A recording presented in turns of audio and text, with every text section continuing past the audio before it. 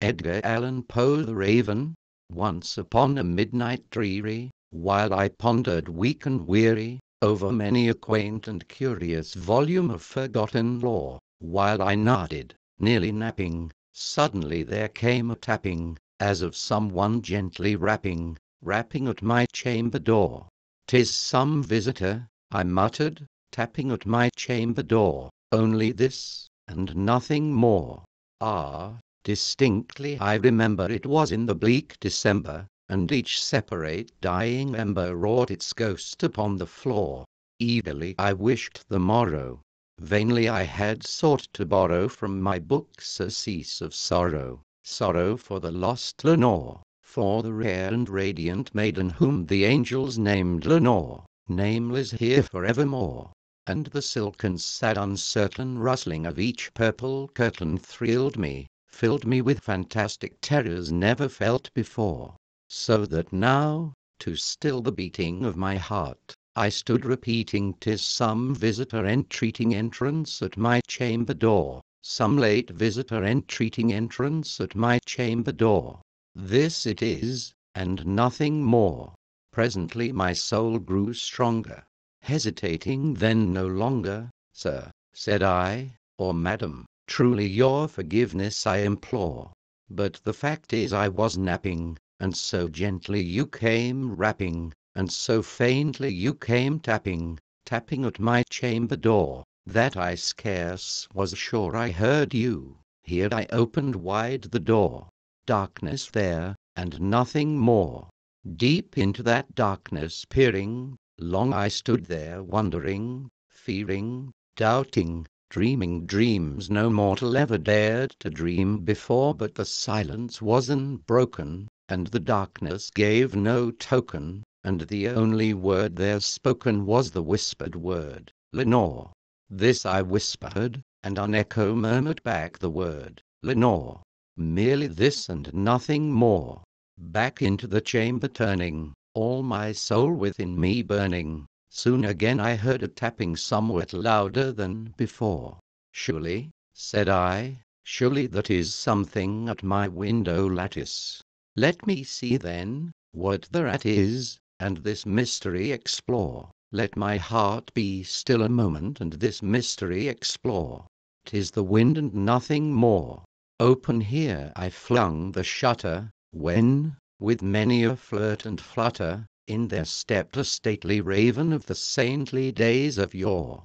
Not the least obeisance made he, not a minute stopped or stayed he, but, with mien of lord or lady, perched above my chamber door, perched upon a bust of Pallas just above my chamber door, perched, and sat, and nothing more. Then this ebony bird beguiling my sad fancy into smiling, by the grave and stern decorum of the countenance it wore, "Though thy crest be shorn and shaven, thou," I said, "art sure no craven, ghastly grim and ancient raven wandering from the nightly shore. Tell me what thy lordly name is on the night's Plutonian shore." Quoth the raven, "Nevermore." Much I marvelled this and gainly foul to hear discourse so plainly, though its answer little meaning, little relevancy bore. For we cannot help agreeing that no living human being ever yet was blessed with seeing bird above his chamber door, bird or beast above the sculptured bust above his chamber door, with such name as Nevermore.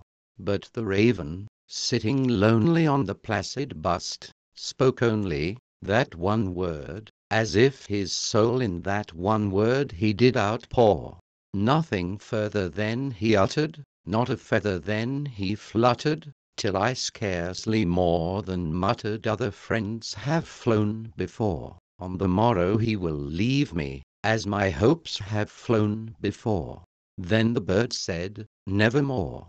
Startled at the stillness broken by reply so aptly spoken, "Doubtless," said I, "what it utters is its only stock and store, caught from some unhappy master whom unmerciful disaster followed fast and followed faster, till his songs one burden bore, till the dirges of his hope that melancholy burden bore of never, nevermore." But the raven still beguiling all my sad soul into smiling, straight I wheeled a cushioned seat in front of bed and bust and door. Then, upon the velvet sinking, I betook myself to linking fancy unto fancy, thinking what this ominous bird of yore, what this grim, ungainly, ghastly, gaunt, and ominous bird of yore meant in croaking nevermore. This I sat engaged in guessing, but no syllable expressing to the fowl whose fiery eyes now burned into my bosom's core. This and more I sat divining, with my head at ease reclining on the cushion's velvet lining that the lamplight gloated o'er, but whose velvet violet lining with the lamplight gloating o'er, she shall press, nevermore.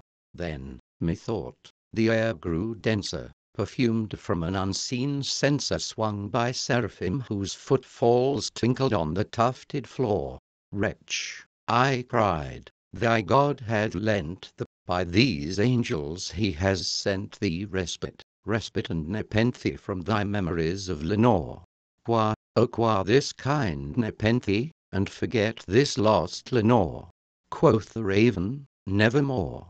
Prophet, said I, thing of evil, prophet still, if bird or devil, whether tempter sent, or whether tempest tossed thee here ashore, desolate yet all undaunted, on this desert land enchanted, on this home by horror haunted, tell me truly, I implore, is there balm in Gilead? Tell me, I implore. Quoth the raven, nevermore.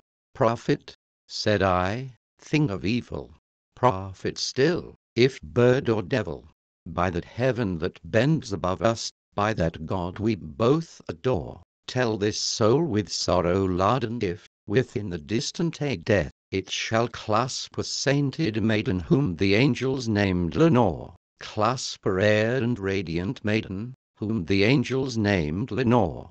Quoth the raven, nevermore. Be that word our sign of parting, bird or fiend. I shrieked upstarting, get thee back into the tempest and the night's Plutonian shore. Leave no black plume as a token of that lie thy soul hath spoken. Leave my loneliness unbroken. Quit the bust above my door. Take thy beak from out my heart, and take thy form from off my door. Quoth the raven, nevermore. And the raven, never flitting, still is sitting on the pallid bust of Pallas just above my chamber door. And his eyes have all the seeming of a demon's that is dreaming, and the lamplight o'er him streaming throws his shadow on the floor. And my soul from out that shadow that lies floating on the floor shall be lifted, nevermore.